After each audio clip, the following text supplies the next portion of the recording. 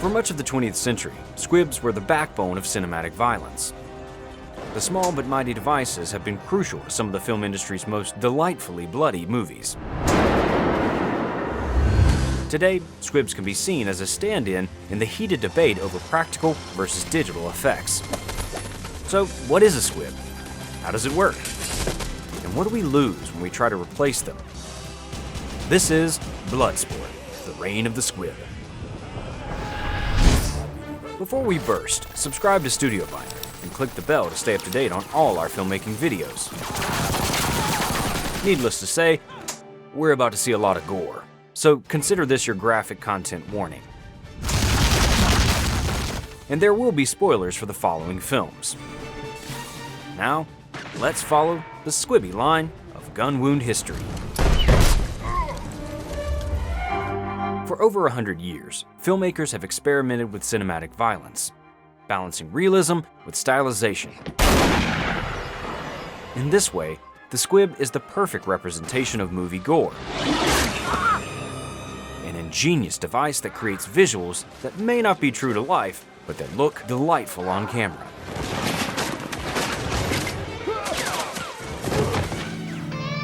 A squib refers to a small explosive device. In movies, squibs are used to simulate gunshots hitting either inanimate surfaces or a person.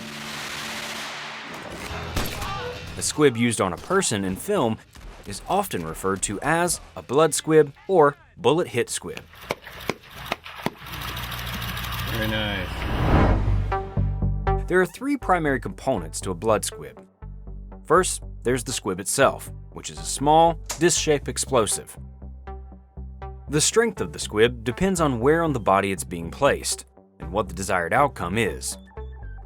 Then there's the packet of fake blood and whatever else is needed to simulate the gore.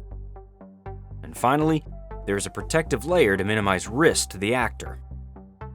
The squib is typically assembled by a pyrotechnician or someone with a T2 pyrotechnics license. They will tape the packet of fake blood to the squib, leaving an opening in the front so that it can explode outward. And then that device will be taped against the protective layer to an actor's body or costume. The costume designer will have multiples of the outfit the squibs are in for additional takes.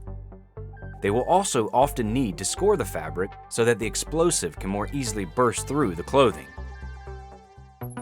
Before the squibs are set off, the wiring will be double-checked, and the actor will be informed as to when and where the squibs will go off. Usually, the detonation of a squib will employ a two-step ignition, where both the actor and a crew member will have to activate it. This avoids accidental detonations.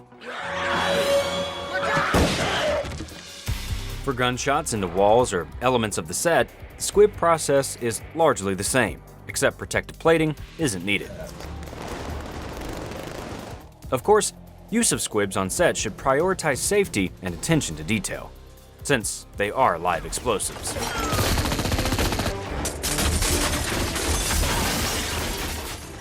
A picture produced while the world-shaking event was actually... One of the earliest uses of the squib can be found in 1945's Back to Baton.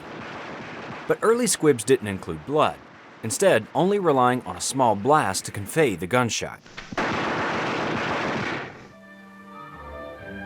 Blood squibs arrived nearly a decade later, and though the first use of blood squibs is debated, two of the earliest examples are the 1955 Polish film Pokainia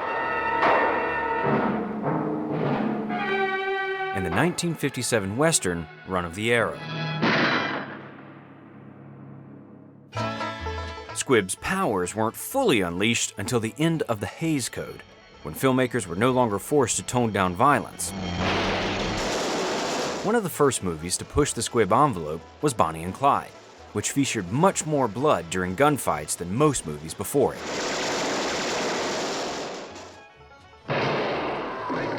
Just 2 years later, The Wild Bunch heightened gunshot gore even further.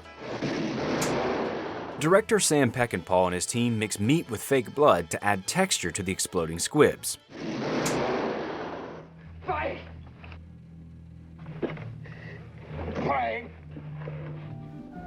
New Hollywood directors embraced the technology in the 1970s. For his character's iconic death scene in The Godfather, James Caan was fitted with over 100 squibs.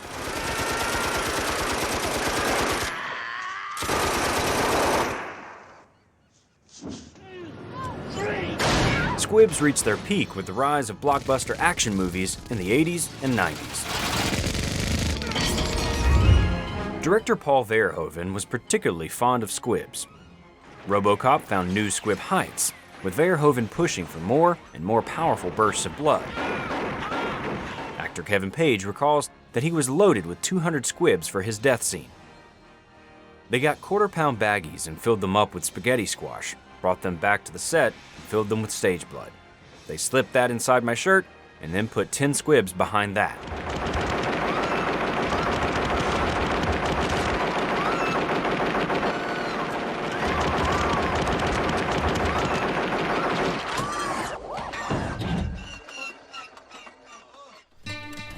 Squibs continue to be used today by filmmakers with a penchant for practical effects.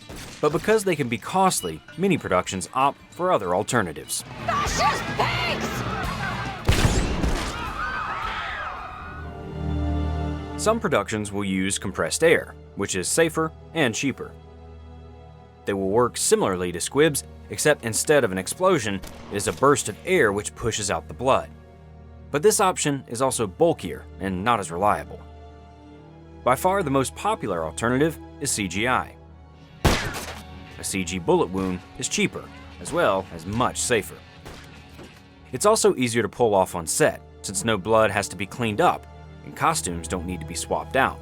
David doesn't like to shoot with squibs or any type of practical blood because he wants to be able to do lots of takes, and he didn't really want the resetting time. So we did many takes with the couple in the car with the intention of adding the actual bullet hits, the bullet flare, spattered bone, blood, and minutia in the car, even on the seat, smeared against the seat. Afterward, once David had the takes and the way the cut worked, so it all kind of tied together.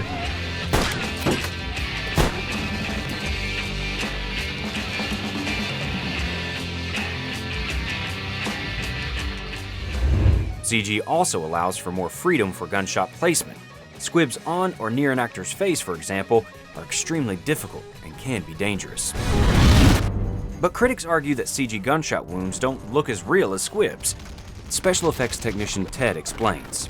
Because the dynamics involved in blood splatter and many small particles moving, like stone exploding off a wall or smoke coming from the barrel of the gun, the physics of it is so complicated that your eye knows pretty quickly when something's up. And so, squibs, much like many other practical effects, have become a cult favorite among filmmakers and cinephiles alike. But to squib or not to squib is not a black and white question. CG can be used in conjunction with squibs to help hide the device in clothing and augment the gore when it explodes. The decision comes down to budget and vision. If a filmmaker wants lots of gore and has the time and money to pull it off, then squibs are often still the way to go. But if a production can't afford to do a squib correctly or safely, it's much better to use digital effects. Rest in pieces! As countless memorable shoot-'em-ups can attest, the squib continues to resonate with audiences today.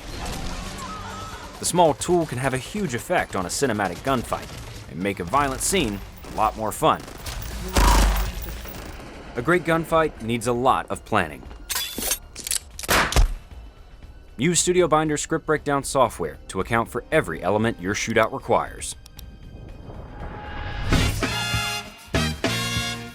If you enjoyed this video, remember to subscribe. That's what we call Squib Pro Quo.